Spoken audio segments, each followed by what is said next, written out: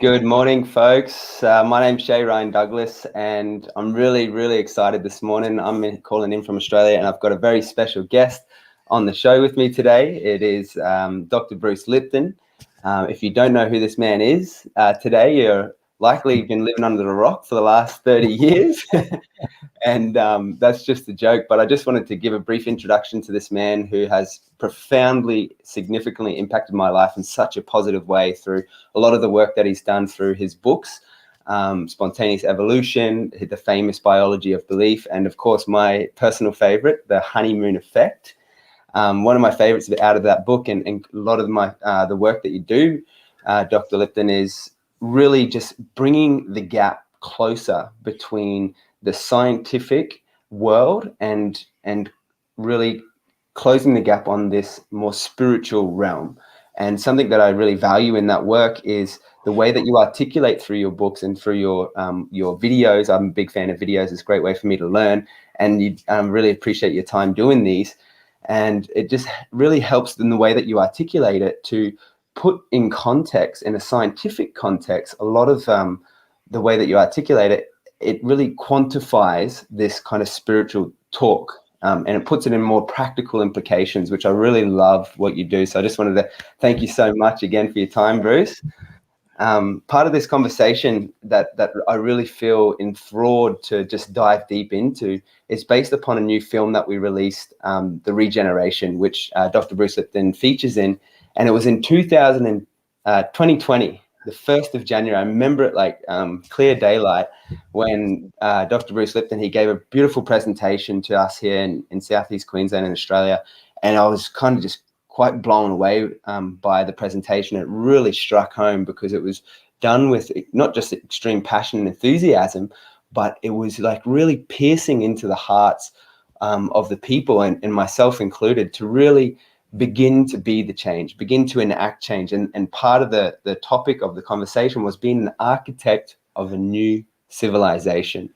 And I'm really curious to dive into this with you, Dr. Bruce Lipton. I'm curious, what does it take for each of us, those who are watching right now? I want to thank you for tuning in. And for those who are in the world, there's so much going on right now. There's so much change, so much uncertainty in the air, but I also see that's huge opportunity, huge potential. And for human beings at this moment to recognize the significance of being alive in this moment, and how we can personally look at what it takes to be a cultural creative. And if you could potentially elaborate on that, what is a cultural creative exactly? And how do we really put into place, in our everyday lives, so that we can contribute back, live in service, and really be in this shifting movement? We could be part of the wave to really start seeing the change in the world, to create this new earth, to be a part and contribute back. What does it take, and what is a cultural creative exactly? Well, first of all, refer to me as Bruce, which is my name, which I really like because that's the one I got. And let me start off with a couple of premises, a couple of points that are very necessary at this moment. And I'll start off with two very important points, and we'll tie it all in. Important point number one: the chaos that you see going on around this world is right on time, and it's required. And I go, what do you mean? I say, science has recognized now for, God, over 15 years that human civilization has upended the environment, upended the web of life so much that we have precipitated what is called the sixth mass extinction of life on this planet, which by definition already says there were 5 mass extinction events before this. And I say, what does it mean, mass extinction? It says some cataclysmic event happens that undermines the web of life, and up to 90% of life disappeared and then came back again until the next cataclysm, and then went through that. We're in the 6th mass extinction. The 5th one, the previous one, was 66 million years ago, when the dinosaurs were here and the world was flush, tropical-like forests, and life was teeming, and a comet hit near Mexico, a big comet that upended nature, wiping out up to 75% of life, wiping out all the dinosaurs and a lot of life forms that we don't see here anymore. They went extinct in this process.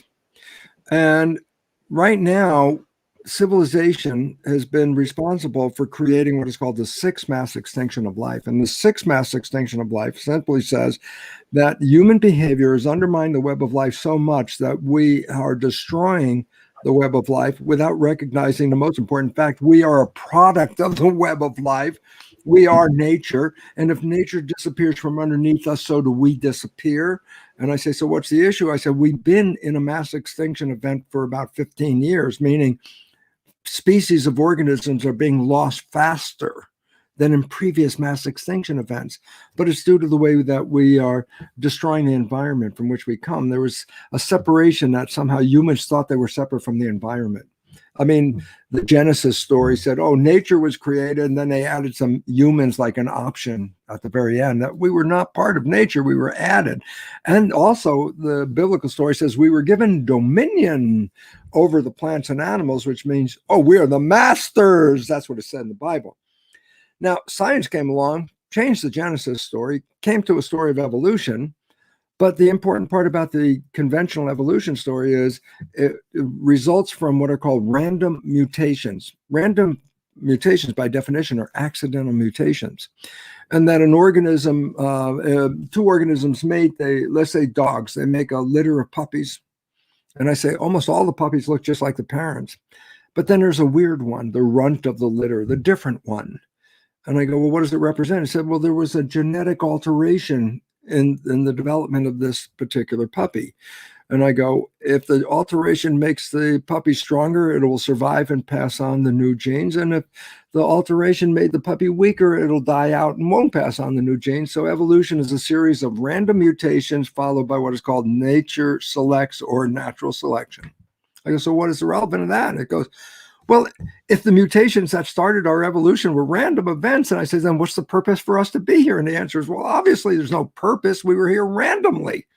So between the church, which gave us dominion, and modern science, and listen to this, this is the mission statement. What is the mission of modern science? Well, it was actually written in 1650 by a philosopher scientist, Francis Bacon.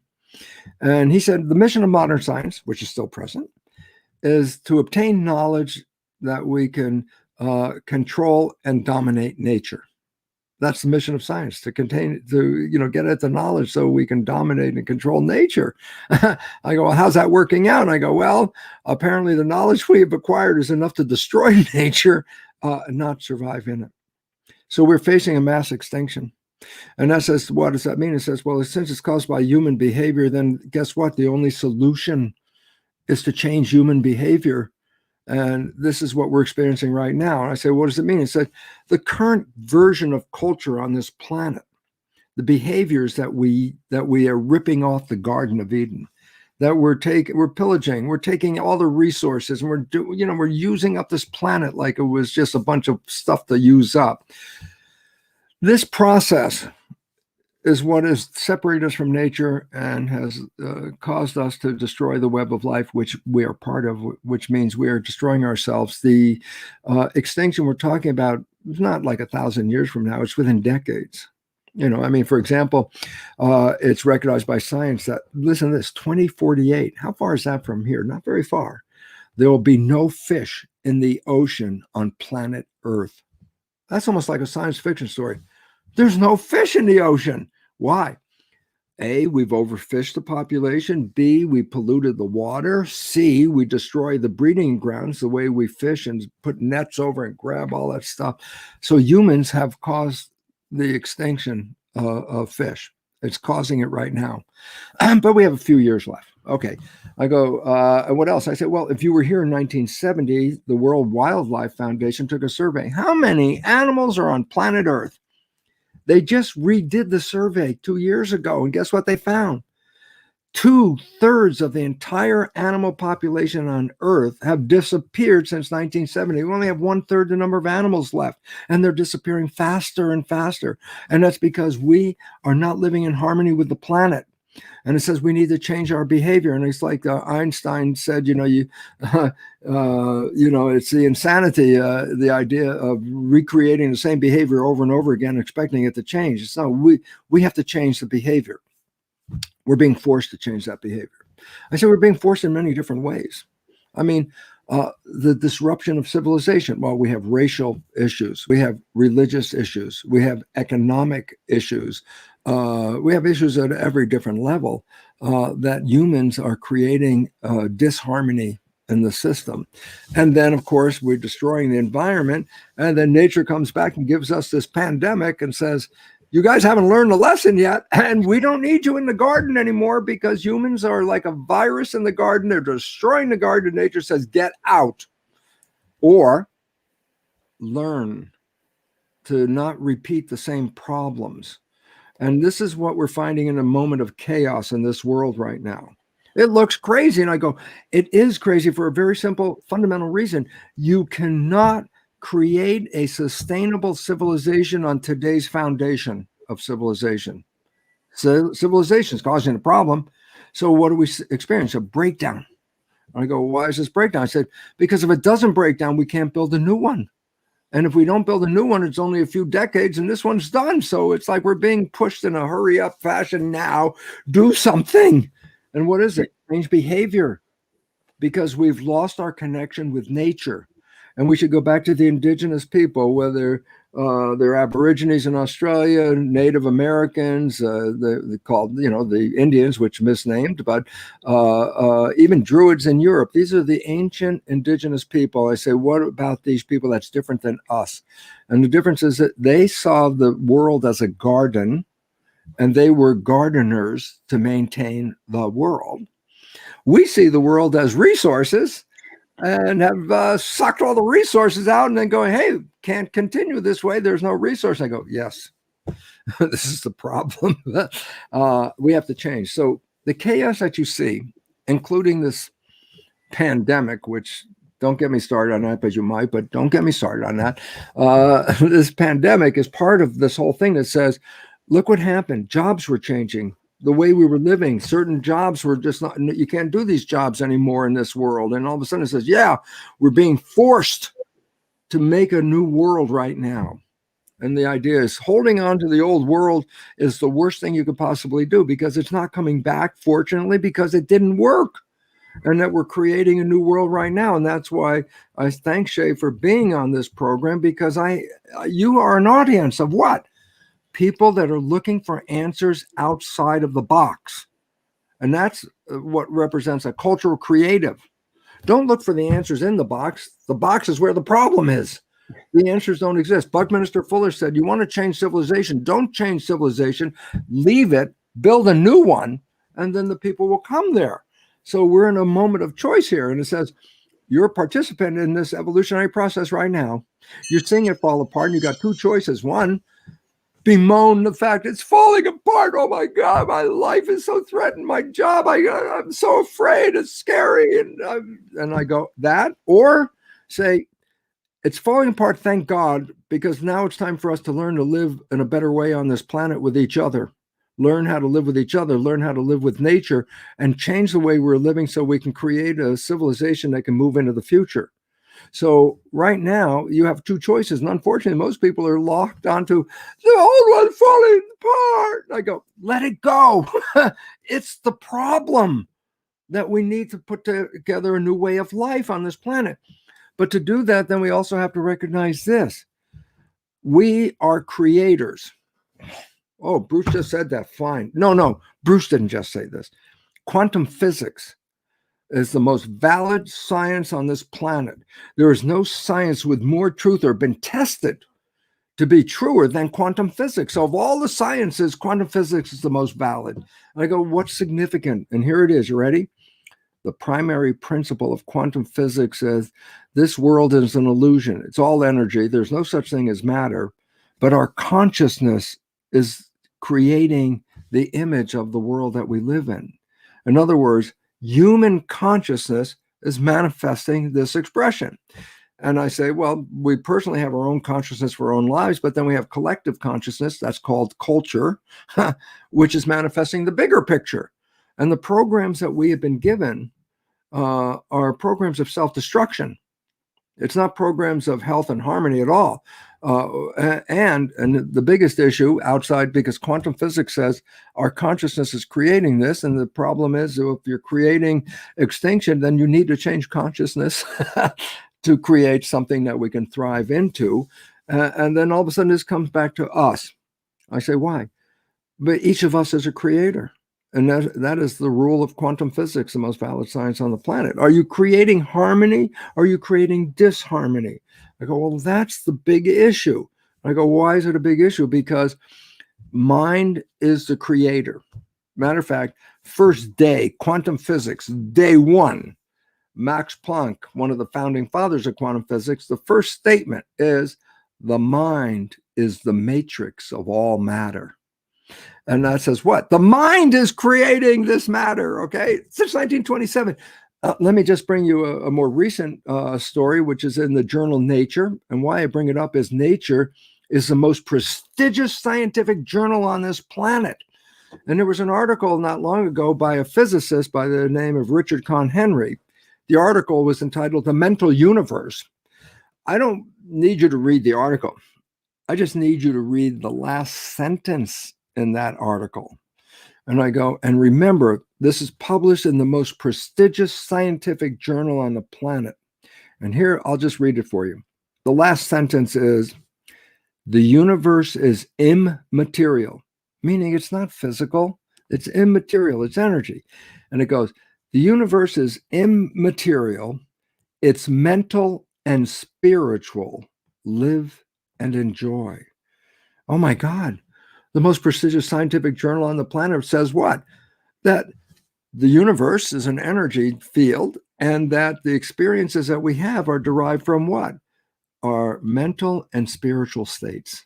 It's like a scientific journal saying spiritual states. Like, whoa, we're coming into a new world, folks. And the idea is the belief system of the old physics, Newtonian physics, said the universe is divided into two realms, the material physical realm and the invisible energy realm, and they don't generally talk to each other. So whatever's made out of something physical will be affected by something physical. A body is physical. You want to change it? A drug, a pharmaceutical is a physical. You put the physical in the physical and you change it. But it separated energy and matter. And I go, so why is it relevant? Because consciousness is energy. Spirituality is energy. And I say in our conventional world, then we separate those, say they're not relevant to a physical body. Well, 1927, quantum physics comes in and said, you know that atom that you think is a physical thing? Well, they started to take it apart. At first, they thought it was just like one whole unit. The word atom in Greek means uncuttable, meaning that's the smallest piece of the universe is this atom. It's like a little sand grain. And I say, but in 1895, they found, oh, wait, there's something inside the atom. Electrons, protons, neutrons, oh, smaller particles. But when quantum physics came in, it basically says, so what are those smaller parts? What's a proton made out of? What's an electron made out of? And when they looked inside, guess what? There was nothing physical. It was energy. It was like nano tornadoes of force fields spinning. That's what an atom is. I go, wait a minute. The building block of an atom is energy. I go, yeah. Well, then atoms are made out of energy. Yeah. And molecules are made out of atoms. Yeah. And there must be atoms. Molecules are energy. And I go, yeah. Molecules make up humans. I go, yeah. And so are humans energy. And all of a sudden, that's very difficult for the average person to accept. Why? Oh, I can see you. I can touch you. You're a physical thing. And I go, those are both illusions. That you can see me is not based on the fact that I'm physical. It's based on the fact that I'm an energy unit. I go, so what? Energy is invisible. Then how can you see me?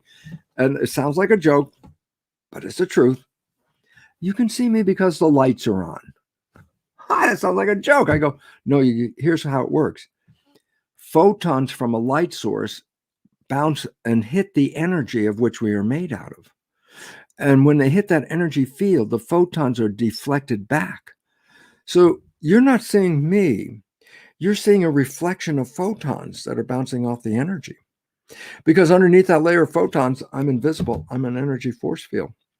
And you go, really? I go, yeah. You know those scan systems like CAT scan or MRI scans, and they scan through the body and they can show you all the muscles, the bones, and all the pieces of the body in these scans. And I go, yeah, yeah. And I say, they don't read light, they read energy.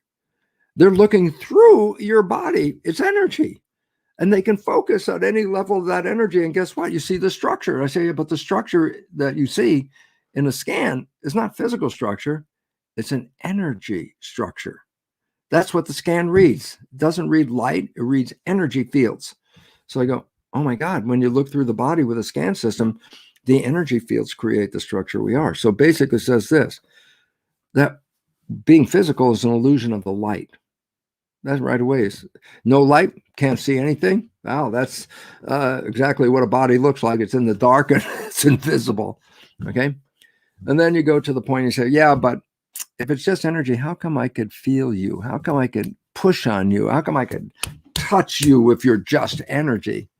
I say, what are atoms? Little vortices, little nano tornadoes, little force fields. Every atom is a force field. I go, so why is it relevant? I said, if there's a tornado spinning, and I said, take your car and go 100 miles an hour through the base of that tornado. Question is, if you go 100 miles an hour in a car and you focus on the base of the tornado, will you drive through that tornado? And the answer is absolutely not. The moment you hit the edge of that tornado, the force field of that tornado will lift up your car and throw it away. And so I say, oh, there's a field. You can feel it. Yeah, it's so powerful that it pushes back on you. It can lift up your car. So basically it says, oh, if I can feel something, there's a force. Does it have to be matter? I say, no, it's an energy force. A tornado is an energy force. So seeing something, feeling something is an illusion. Everything is energy. Now I go to the most important part, and that's where the physics comes in and says, guess what? It says that your experience of this energy is derived from consciousness, which is energy. Consciousness is an energy field. Yes, I could put wires on your head and read the energy of your mind. It's called electroencephalograph, EEG. So I say, so who we are in our consciousness is not physical. It's an energy field. And then I'm going to throw out one quote. I have to because it's an Einstein thing, and Einstein was so cool. He said this, the field, and that's the physics term for the energy in which we live. Okay. Energy. Yeah. I don't care where you are. Guess what? Cell phone broadcast, television broadcast, radio broadcast, solar energy. All of this is passing through right now wherever you are. You can't see them. They're energy fields. But according to Einstein, this is the most important quote. Ready? The field, the energy, is the sole governing agency of matter. The energy shapes what we perceive as matter. I go, so what? I say, your consciousness is an energy that is shaping your experience of matter. You change your consciousness and you change your life experience. And all of a sudden it says, wait a minute. So my consciousness is creating this. I go, why would I create this mess? Why, if I'm creating, man, I want to have that beach and the sun and the nice drink and sit there on the beach and enjoy my life. Why am I in a war? Why am I in a pandemic? Why is this thing falling apart? Why is structure of civilization collapsing? And the answer is that our consciousness is changing. And we need to change this consciousness because the consciousness that has shaped the current version of the world is the consciousness that's causing extinction. You want to move from here into the future? You've got to change consciousness because that's what's creating it. So we're being forced into a chaos. Everything seems to be falling apart. The jobs are being lost. The money's not coming in. All kinds of problems, put a mask on, do all this stuff like that. And I go, this is a breakdown of the current civilization. We have the Me Too generation about the women who've been pushed under the rug. We have the Black Lives Matter, where minorities have been pushed under the rug. We have the Green Revolution, which says you can't keep destroying the planet. We have to live in harmony. And I go, all of these things are rising to the top. I say, why? We cannot move into the future with these limitations that have been underneath the surface. We don't talk about a lot. Racism has always been there. Anti-religious from this one to the, it's always been there. Do you talk about it? Not necessarily, but is it there? Yes, it's there. That's why it's coming up. Why is it coming up? To move into a future that we thrive into, you can't have these suppressions continue with the future. So now they're coming up to the surface, things that don't work. I go, good. Why? Because if we see them come up to the surface, we know they don't work, then we are given the opportunity to change those things so that as we move into the future, we have fixed the past. Okay? So we're in a state of chaos. Yeah, no, I really appreciate you sharing that, Bruce. Sorry to cut you off. There's just a quick one that just came. There's a lot in there that you were sharing, and I really love it. I really love your background and where you are right now as well. But what I'm gathering is this level of shift in consciousness that we're going through as a collective is really necessary for our time right now. And what I love and what you share around looking back through Indigenous cultures and understanding that the way that they lived in the world based upon their perception of consciousness in this the word that you used to describe as animism, this perception that everything is like energy and everything is spiritual, everything is sacred, and there's this deep reverence for all of life. And so Right.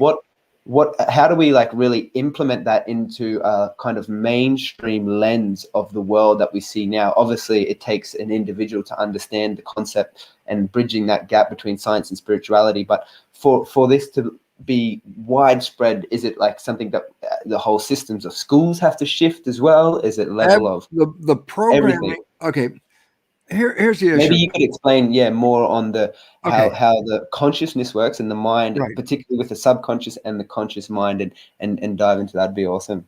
That is actually where everything comes down to, where that's where the point of creation starts there. And I go, so why do we have a problem? And I go, well, quantum physics says our consciousness is creating this world. And I say, yeah, that's absolutely true. And then I look around and go, but I wouldn't have created this mess. And I go, then how come we're here? And so I'm going to back up 1 second and say the mind is actually what's controlling our biology. Okay, it's an energy field. It's been left out of medicine for 100 years or more because medicine said the body is made out of matter and it's only affected by matter. Hence, we take drugs, pharmaceuticals. But it turns out that illusion of matter is wrong, that consciousness is actually the energy field that shapes our physical experience. So I said, if you change consciousness, then you change your life experience. I go, yeah. Then all of a sudden I say, what shapes consciousness? And I go, then we step back, and here's the point. The brain is a computer. Absolutely, everyone understands. It's the most advanced computer that even humans can't make anything that comes near the power of the human mind in creating. Okay. So I said, but it is a computer. And I say, so why is it relevant? Well, the characters of the brain computer versus the character of the silicon-based computers that we use at home, Apple or whatever, those things. I say, they're both computers. And there's a characteristic to those computers. And I go, what? Give you an example. We go to the store right now and I buy a brand new laptop. I bring it home. I plug it in, push start. It boots up. All right. The computer's booted up. And now I say, do something, make a drawing, do a spreadsheet, write an essay. And you go, I can't use the computer. I mean, you just bought it. It's brand new.